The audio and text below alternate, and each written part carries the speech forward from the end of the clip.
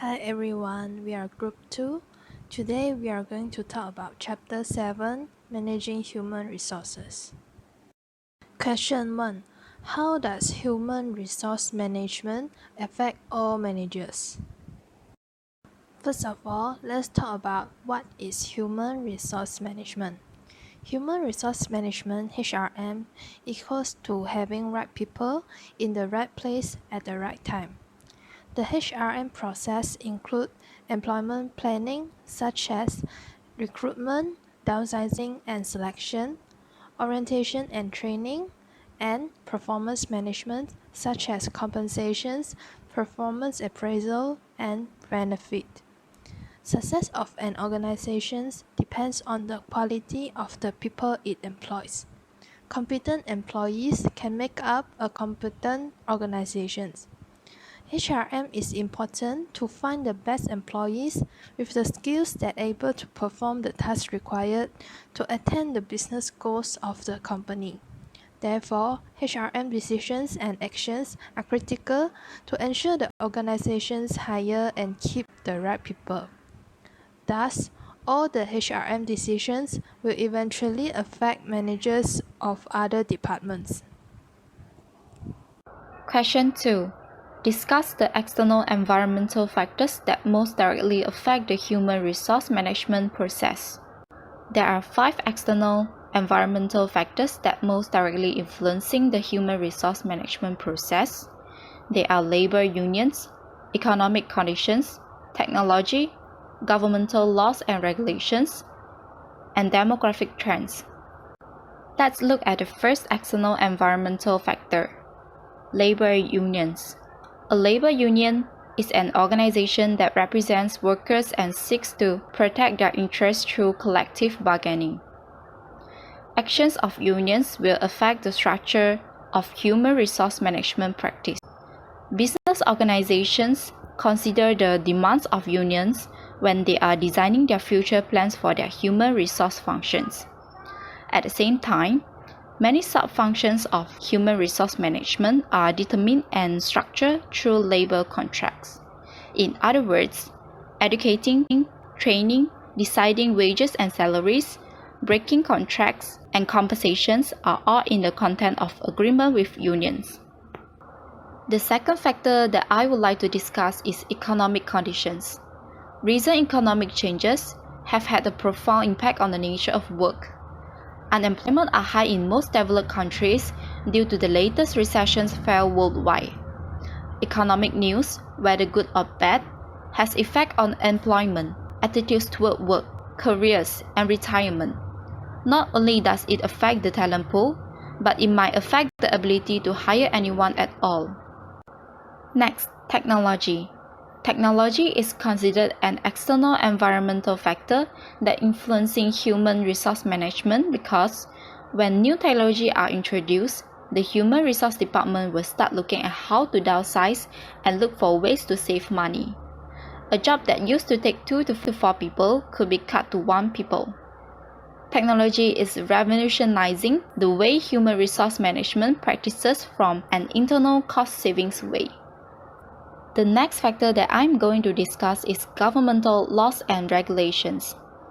Governmental laws and regulations have greatly extended the government's influence over human resource management. With the introductions of new workplace compliance standards, Human Resource Department is constantly under pressure to stay within the laws and regulations. These types of regulations influence every process of the Human Resource Department, including hiring, training, compensations, termination, and much more. The last external environmental factor that most directly affect the human resource management process is demographic trends. Demographic trends continue to play an important role in the human resource function as the pool of workers change. For example, increase in older workers ready for retirement. As an older generation retires and a new generation enters the workforce, the Human Resource Department must look for ways to attract this new set of candidates. They must hire in a different way and offer different types of compensation package that work for this younger generation. At the same time, they must offer a work environment conducive to how this younger generation works. Let's look at question 3. Some critics claim that corporate human resource departments have outlived their usefulness and are not there to help employees but to shield the organization from legal problems. What do you think? What benefits are there to having a formal human resource management process? What drawbacks? Personally, I think the critic is wrong. Apart from shielding the organization from legal problems, human resource departments still play a significant in influencing the role of employees in the organization. Human resource departments empower employees with the required skills and knowledge through the provision of orientation and training programs to employees. Human resource departments play an important role in managing current personnel needs and assessing future needs, developing and training employees, and mapping their career growth among other functions. Next, the benefits of having a formal human resource management process are it can be a significant source of competitive advantage by keeping managers up to date on the specific laws in other countries where the company has business affiliations. It ensures that managers have the right number and kinds of capable employees in the right places and at the right times to achieve their goals. Having a formal human resource management process is an important part of organization strategies by locating, identifying, and attracting capable applicants. Moreover, the more formal the human resource management process is in an organization, the more likely it is that there will be synchronicity between management and workers, understanding of essential principles in the organization, and greater avenues can be pursued. The drawbacks are the time and money that it will take to implement a formal human resource management process, and basically giving a lot of control to human resource department for recruiting risky people. Human resource system cost money and don't always yield short-term returns. The money that invests in personnel management may be necessary cash that could better use for inventory or equipment upgrades. Besides, the hours spent training and orienting personnel are hours that aren't spent on business activities that directly bring in revenue. If a company is short-staffed or has urgent business matters to resolve, a human resource program may divert their staff when they need them most. Lastly, there's no guarantee that the staff they train will stay with their companies. Investing in human resource program is risky because they may devote resources toward improving the skill of personnel who don't want to stay with their companies. Hi doctor, here's Joe Yee. And for question 4, do you think it's ethical for a prospective employer to delve into an applicant's life by means of interviews, tests, and background investigations? What if those investigations involve looking at your Facebook page or personal blogs? Explain your position. For this question, this will be a controversial issue. Most students will probably feel their private lives are their own business. In contrast, a few will not. And the key here is discussing the relationship between non-work related behaviors having an impact on work. For example, if someone has an alcohol or drug problem, even if it isn't practiced on the job, can it or will it eventually impact their job performance? Yes, it probably. However, close to 50% of companies report doing background checks on their candidates by searching through online content and claim to have not hired candidates based on finding provocative photographs, content about drinking or using drugs, or even poor communication skills demonstrated on their online profiles. Therefore, job decisions are significant to make or break on a company and certainly contribute to its success. If you are a potential candidate, social networks and public domain is a fair game and will be used by employers. Question 5. Discuss the advantages and drawbacks of various recruiting sources. Recruitment seek to develop a pool of potential job candidates. Typical sources include an internal search, employee referrals, employment agencies, college recruiting, internet advertisement, and temporary services. The device selected depends on a variety of factors.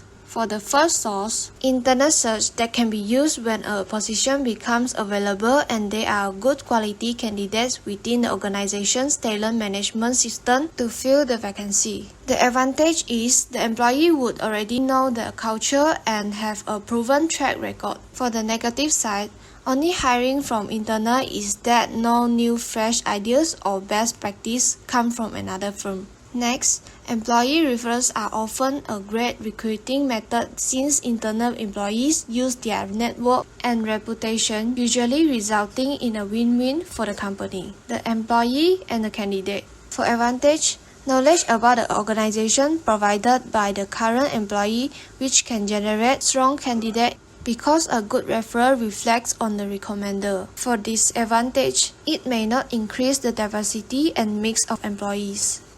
Employment agencies. For the pro is good knowledge of industry challenges and requirements. Cons is they only have little commitment to the specific organization.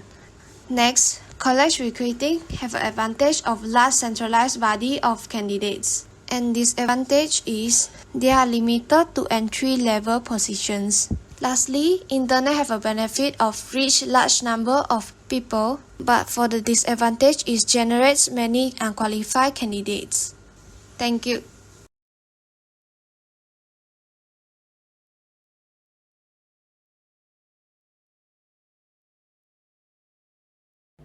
Hi, Dr. and my fellow friends. My name is Hui Min. I'm going to present question 6. A selection device bias? Explain why or why not. Identify the pros and cons of such device. My answer are: the selection device must match the job in question. Work sampling works best with the low-level job. Assessment centers work best for managerial position. The interview, along with the application form, is an almost universal selection device. The value of the interview as a selection device has been the subject of considerable debate. Interviews can be reliable and valid selection tools when structured and well organized, and when interviews hold common questions. But the typical interview often provides little in the way of valuable information. All kinds of potential bias can creep into interviews, such as prior knowledge about the applicant influencing the interview's evaluation. Interviewers tend to hold a stereotype of what represents a good applicant. Interviewers tend to favor applicants who share their attitudes, and the order in which applicants are interviewed influence evaluation. An interviewer may make a decision concerning the applicant's suitability within the first 4 or 5 hours of the interview. Hi, I'm Hui Poh, and now I would like to present question number 7. What are the benefits and drawbacks of realistic job previews? Consider this question from both the perspective of the organization and the perspective of a potential employee. For the benefits of realistic job preview, it is beneficial to both the employee and also the employer. This is because both the parties will be aware of the true details of the job and what a life in a day will look like. For the drawbacks of realistic job preview, it may deter some candidates. It may also reduce the turnover in the future when both the parties can make an informed decision on the match. Now, I would like to present question number 8. List the factors that influence employee compensation and benefits. There are 9 factors that influence employee compensation and benefits. For the first factor is an employee's tenure and performance. Second, the kind of a job performed. Third, kind of business. Fourth, unionization. Fifth, labor or capital intensive business. 6. Management philosophy. 7. Geographic location. 8. Company profitability. And 9. The size of the company.